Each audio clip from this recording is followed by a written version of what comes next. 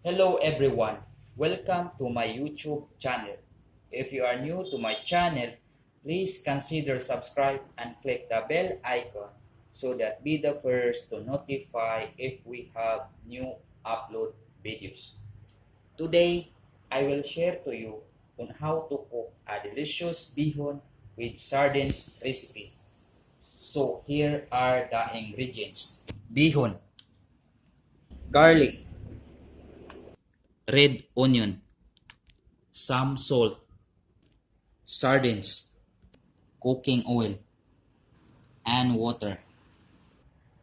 Heat oil in a cooking pan. Saute garlic and onion.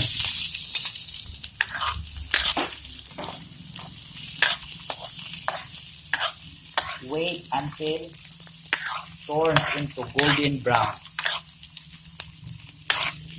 Add the sardines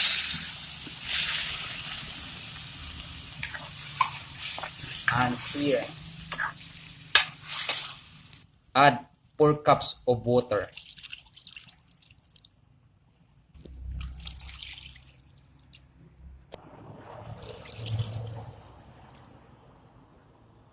Cover and simmer.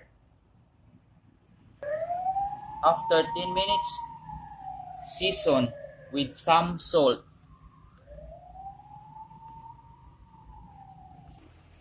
Add the bihon and simmer again. After 5 minutes, stir.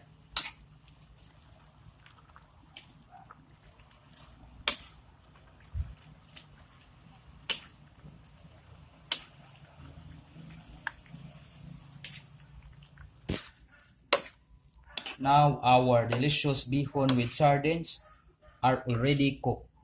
It's time to transfer to the serving bowl.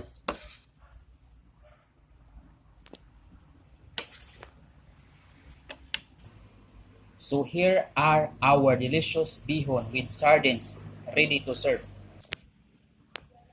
If you like more videos, please don't forget to subscribe to my channel and click the bell icon so that be the first to notify if we have new upload videos. Thank you for watching. See you on my next videos. Have a nice day.